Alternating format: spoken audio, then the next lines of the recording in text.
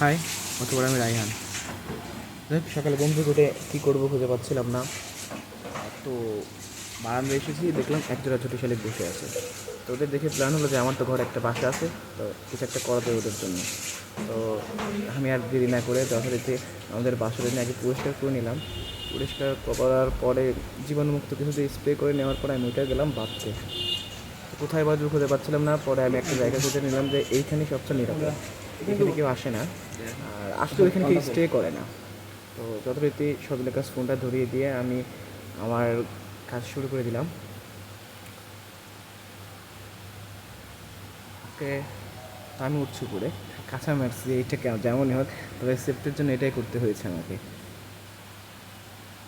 আমি আসলে প্রথমত উঠে ভাবতেছিলাম যে কেমনে কোথায় বাঁধবো, আর একটা ভালো উদ্দেশ্য নিয়ে বাঁধা, আশা করা যায় সাকসেস হবে। এখানে অনেক পাখি আসে, ছুটি শালিক আসে, দোয়েল পাখি আসে, মাঝে মাঝে চড়ুই তো সব সময় থাকে। ইভেন আমাদের ওয়াশরুমে তো ঘুঘু পাখি বাসা করেছিল। যাক, সেই উদ্দেশ্য নিয়ে দেওয়া যে যদি ওদের একটা বাসার ব্যবস্থা করতে পারি, এটাই আমার জন্য বড় পাওয়া। তো আমি লেগে পড়েছি আমার কাজ করতে। আমি আসলে বুঝতে পারছিলাম না যে কোথায় আমি এটা বসাবো।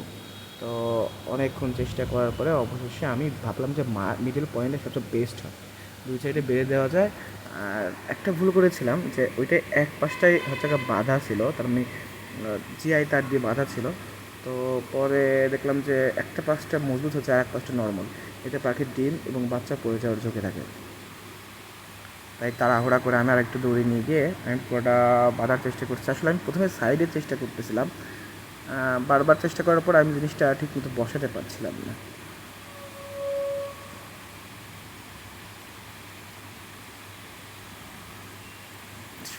তো এই যখন ব্যালেন্স হচ্ছিল না, তো তখন আমি এটা মাছ বরাবর দেওয়ার চেষ্টা করলাম যে দুই পাশে দুইটা রড আছে, এইটা দিয়ে একটা ভালো স্ট্রং একটা নেস্ট হয়ে যাবে পাখির জন্য। তো অবশেষে আমি আমি এখন দেখছি যে এই এক পাখি দড়ি লাগবে। তো পরে দড়ি নিয়ে আসা হয়েছিল, আমি সজলকে পাঠিয়েছিলাম দড়ি আনতে। সজল আমার রুমমেট, ও আমার প্রতিটা কাজেই ওর অনেক মনোযোগ এবং আগ্রহ নিয়ে আমাকে সাপোর্ট করে, যেটা আমার খুবই ভালো লাগে। আর ছোটো ভাই হিসেবেও মানুষ অনেক জোস। আমি অনেক চেষ্টা করছি, অনেক চেষ্টা চালাচ্ছি। যাই হোক, যদিও একটা রডের উপর আমি দাঁড়িয়ে আছি, যেটা মোটেও তেমন আমার ভর রাখতে সক্ষম, কিন্তু নড়বড়ে আমার পড়ে যাওয়ার একটা রিস্ক থাকেই। তারপরে এই বয়সে যখন তেমন কোনো কিছুই পরিশ্রমের কাজ করা হয় না, শরীরটা একটা বস্তার মতন হয়ে গেছে। তাহলে আরেক কিছু আমি আসলাম যে যথারীতি আমার বাধা হচ্ছে, এদিকে বৃষ্টি শুরু হয়ে গেছে। বাইরে এত সুন্দর বৃষ্টি হচ্ছে যে আমি বৃষ্টি দেখবো কি না এটা করবো বুঝতে পারছি না। তো তারপরেও আমি আমার কাজটা চালিয়ে গেলাম। আমার আবার এক একদিন এক এক রকম উদ্দেশ্য চলে আসে। ইভেন আজকে মনে হচ্ছিলো যে ইউনিক কিছু করি। সারা ফ্লোরটা আমি নিজেই পরিষ্কার করছি, করার পরে ভাবছিলাম যে এটা করা যায়, আর কি করবো খুঁজে পাচ্ছিলাম না। ইভেন ঘুম আসতেছে না। তো লেগে পড়লাম আমি আমার কাজে। এটা প্রায় বাঁধার শেষের দিকে। আমি অনেক শক্ত এবং মজবুত করে বাঁধার চেষ্টা করছি, যাতে চারাই এখানে বাসা করুক, বাচ্চা তুলুক, ডিম পাড়ুক, তাদের কোনো সমস্যা না হয়। আমি আমার চাইতে ওদের নিরাপত্তার কথা বেশি চিন্তা করছি। আমি পড়ে গেলে হয়তো আমার হাত ভাঙবে বা পা ভাঙবে, কিন্তু এই বাসাটা যদি একবার নড়বড়ে হয়ে যায়, সেক্ষেত্রে দুইটা তিনটা অথবা চারটা পাখির জীবন সংশয় হতে পারে। বাইরে দেখুন, এত সুন্দর বৃষ্টি হচ্ছে যা বলার মতো না।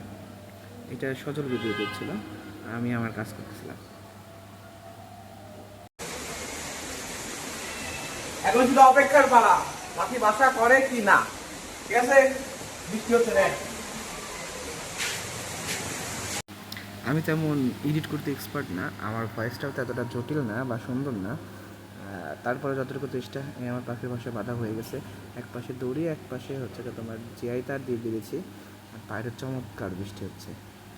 আপনারা দেখতে থাকুন, আর ধন্যবাদ আপনাদের সবাইকে। Thank you.